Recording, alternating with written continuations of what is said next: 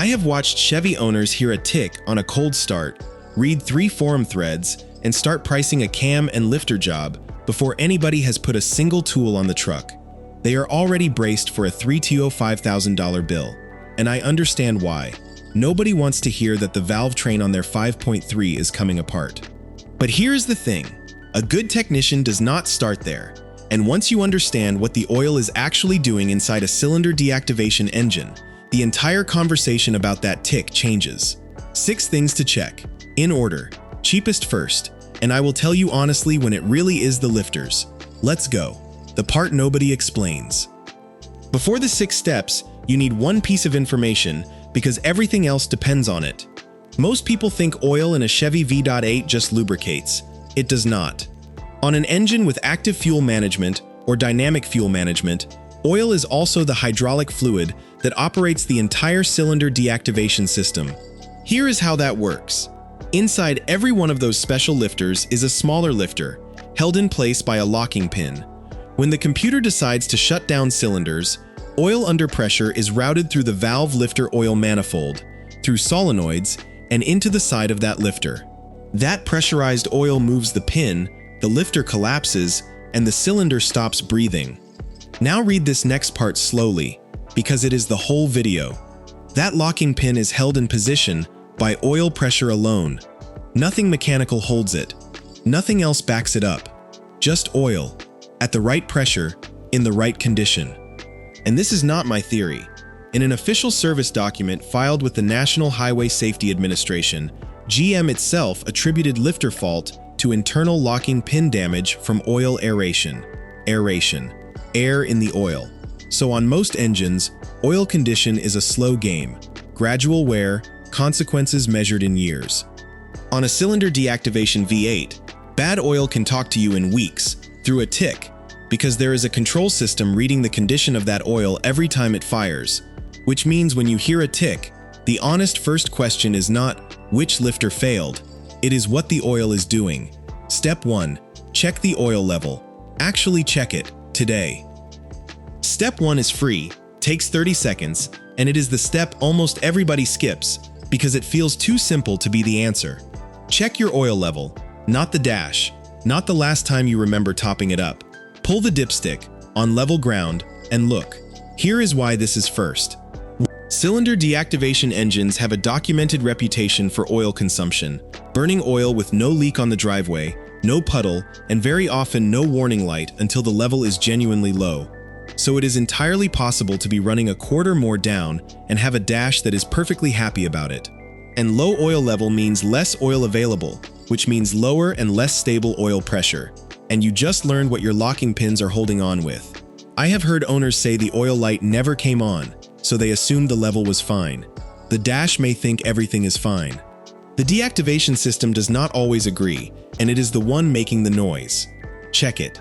Between changes, not just when something starts bothering you. Once a month, on level ground, engine off and settled. And while the dipstick is out, do not just read the level, read the condition. Healthy oil on the stick is amber and translucent, and you can see the metal of the dipstick through the film. Oil that has gone opaque black is telling you it is loaded with soot and heat cycles. Oil that smells sharply of fuel is telling you about dilution, which on a direct injection engine is a specific and meaningful signal, not a curiosity. And oil that looks milky or has a coffee with cream tint is a coolant story and a completely different conversation that needs attention immediately. 30 seconds gives you 4 separate pieces of information about the system that runs your valve train, and it is the only diagnostic on this entire list that requires nothing but your hands and some daylight. If you have never established what normal looks like on your own truck, start now, while it is healthy, because the whole value of checking is noticing when something has changed. Result: the system that runs on oil pressure actually has the oil supply it was designed around, instead of running on fumes between changes. Step 2. Check what viscosity is actually in there. Step 2 costs nothing either, and every internet oil expert on the planet will show up in the comments on this one. Fine. Here is what matters. Run the viscosity your truck actually calls for, and know that on some of these trucks the correct answer changed. If you own a 6.2 that falls in the 2021 through 2024 recall population and it was inspected and not replaced, GM's own remedy permanently moved your spec from a 20 weight to a 40 weight, and they physically replaced the oil fill cap to show it. If your engine was replaced under that recall, the new one goes back to the 20 weight, so the correct oil for your specific truck depends on which of those happened to it, and if your shop is still pouring in what the old cap said, they are using the wrong oil. There is a second thing specific to these engines. Direct injection causes fuel dilution. Unburned fuel works past the rings into the crankcase, and fuel is thinner than oil. Analysis of used oil from these engines has repeatedly found oil that has thinned below the minimum viscosity of its own grade by the end of a normal interval. So the engine was calibrated around one thickness, and what is actually circulating by change time is thinner than that. Somebody in the comments always says a heavier oil quiets the tick down. Maybe it does something for the noise. That is not the same as it being the oil those tiny passages and solenoids were calibrated to move. The interval matters as much as the grade, and this is where I will be direct with you. Your oil life monitor is not a sensor. There is nothing in your engine testing the oil. It is an algorithm running a mileage countdown, a time countdown, and a load calculation, and it displays whichever one hits 0 first, which for most owners is simply the mileage countdown. So the percentage on your dash is, in practical terms, a calendar wearing a lab coat. It has never touched your oil. On an ordinary engine, stretching that is a slow consequence decision. On an engine where oil pressure is holding 16 locking pins in position, it is a different kind of gamble. 4,000 to 5,000 miles on any cylinder deactivation V8. If you tow, idle a lot, or run short trips where the engine never fully warms, bring it tighter still. Those are exactly the conditions that accelerate fuel dilution and give you thinner oil sooner than the mileage suggests. Result: oil that flows through the manifold, the solenoids, and the lifters the way the system was actually designed to use it. Step 3. Scan it, and find which cylinder is talking. Step 3 costs about the price of a tank of fuel, once. A basic scanner will read your codes, and on this specific problem the code tells you something genuinely useful. If you have a Misfire code, which cylinder is it on? That matters, because cylinder deactivation does not affect all 8 cylinders equally. On the older system, 4 specific cylinders carry the collapsible lifters. If your Misfire is on one of those, that is a meaningful signal. If it is on a cylinder that has an ordinary lifter, you may be chasing something completely different. A coil, a plug, an injector, and those are hundreds of dollars, not thousands. There is a second reason to scan before you spend. Plenty of things that feel like a valve train problem are not. A failing coil produces a stumble that people describe as a tick. An exhaust leak at the manifold produces a genuine ticking noise that owners regularly mistake for a lifter. Walking into a shop with a code number instead of a description completely changes the conversation, because now nobody can start you at the most expensive possible answer. One caution on codes, because they can mislead you if you treat them as a diagnosis rather than a direction. A code tells you which circuit is unhappy. It does not always tell you which part is at fault. A misfire code on a deactivation cylinder can be caused by the lifter, yes, but it can also be caused by the solenoid feeding that lifter, by the wiring to it, by low oil pressure upstream of the whole assembly, or by dirty oil affecting how the solenoid operates. All of those produce the same code, and only one of them is the expensive repair. So use codes to narrow the search rather than to buy parts, and write down the code number before you clear it, because a code that clears itself and never comes back is still information. It tells you the fault is intermittent, which on this system very often points back toward oil condition rather than a part that has physically broken. Result: you narrow the search to a specific cylinder and a specific system, instead of authorizing a teardown based on a noise. Quick pause, hit like and subscribe, and drop a comment telling me what a shop has quoted you and what your symptoms were, because those numbers help everybody else watching. 3 steps to go, including the $20 part that makes your oil pressure gauge lie to you, the listening test that separates a cheap problem from an expensive one, and then I will tell you honestly how to know when it really is the lifters. Let's keep going. Step 4. Verify the oil, pressure, and know that your gauge can lie. Step 4 is where a lot of people spend money they did not need to spend, and it is the most valuable thing in this video after the reframe. Your dash shows an oil pressure reading. That reading comes from a sensor. And underneath that sensor sits a small screen whose job is to filter the oil reaching it. That screen is tiny, it is hidden, and it appears on no dealer service schedule anywhere. Over time, especially on an engine that has run long oil change intervals, that screen clogs with carbon and debris.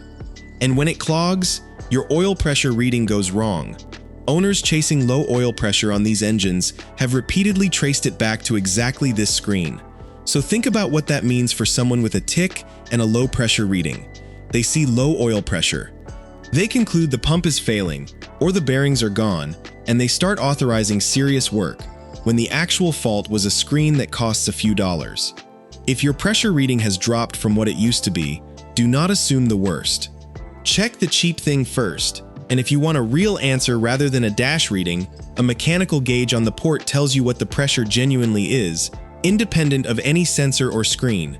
That is the number that actually matters to your locking pins. There is a companion item worth knowing about in the same area, even though it is a bigger job. The valve lifter oil manifold has its own small screen filtering the oil headed to the deactivation solenoids, and it clogs for the same reasons. Carbon and debris accumulating on an engine that has seen long intervals. When that one restricts, the lifters get starved of clean pressurized oil at exactly the moment they need it most. It is not a $50 afternoon, so I am not putting it on the cheap end of this list. But if you ever have the intake off for any other reason, that is the moment to deal with it, rather than paying that labor twice. The pattern across both of these is the same, and it is worth naming. The oil route feeding your cylinder deactivation system passes through small filters that appear on no maintenance schedule, and when they restrict, the components at the end of that route are the ones that pay the price. Result: you find out whether you have a real pressure problem or a $5 screen before anyone quotes you for a pump or a bottom end. Step 5. Listen properly. The noise itself tells you a lot. Step 5 is free, and it is a skill, not a part.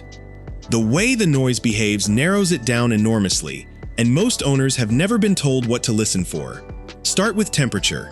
A tick that is loud on a cold start and then fades away as things warm up is very often an exhaust manifold issue, a leaking gasket or a cracked or loose bolt, where the gap closes as metal expands. That is a few $100s, not thousands. A tick that is present cold and stays present, or gets worse as the engine warms and the oil thins, is far more consistent with the valve train. Next, RPM. A valve train tick generally scales directly with engine speed because it is tied to camshaft rotation. A noise that changes with load rather than RPM is telling a different story. And there is one more that people miss entirely. If your truck used to switch into 4-cylinder mode and now it never does, if that display never drops out of 8-cylinder mode anymore, that is not good news. It often means the computer has detected a fault and stopped commanding deactivation altogether. That is your engine telling you something before the noise gets bad. Record it on your phone. Cold start, warm idle, and a gentle rev. A technician who can hear those 3 clips before you ever arrive is a technician who wastes less of your money guessing. One more listening test worth doing, and it costs nothing but a length of hose or a long screwdriver. With the engine idling and everything hot kept well clear, you can move along the valve covers and listen at different points to work out where the noise is loudest.